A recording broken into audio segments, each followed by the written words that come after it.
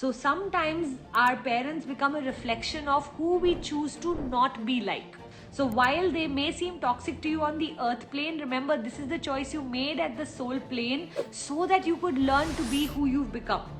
We don't know what that other person's experiences are from which they are making this decision. So learning to honor what their journey is, yet choosing your journey to be different, is absolutely and fabulously okay. That one of the biggest lessons in life is to learn to love beyond the judgments that we have on others.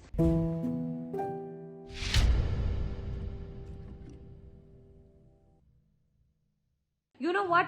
Whenever we see our parents being toxic, it just basically means that from a very young age, there are a few lessons we need to learn in our life. We can either use them to scar ourselves, or we can use them to learn whatever it is that we don't want to be like. So sometimes our parents become a reflection of who we choose to not be like. And we go the opposite way, and then our children will go the opposite way, and then their children will go the opposite way, and that will become the root of life. Okay, so not to worry too much. The only thing I want you to do is learn to process their toxicity. Learn to know that, you know what, they did not have the upbringing or the setup where they could have become better people, and that's okay. You have to forgive them, because as a soul in heaven, we all choose our parents to learn the lessons that we need to learn on earth.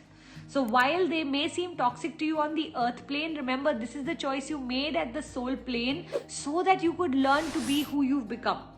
I always say that for me, like my mommy, what an amazing woman, but she used to be very frugal with money.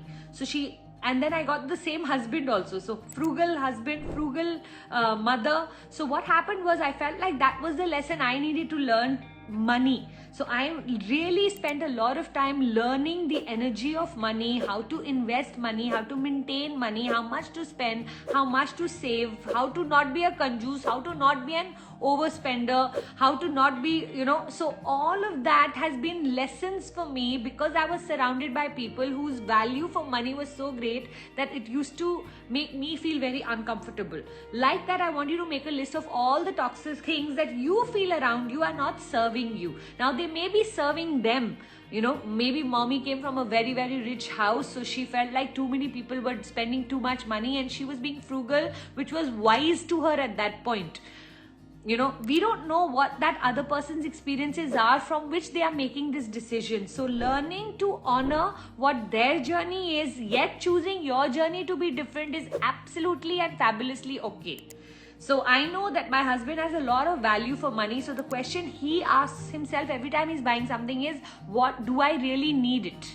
Now the question I ask myself when I'm buying myself something is, do I really want it?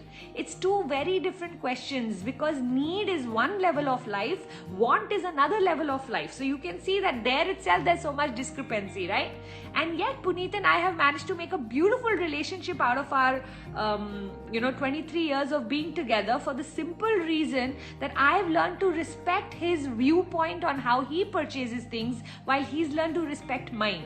We don't yet choose to be like the other person, but we know that where the other person is coming from. Same way, the more understanding you develop towards your parents around the things that they do, till the time you're not letting them control how you should be.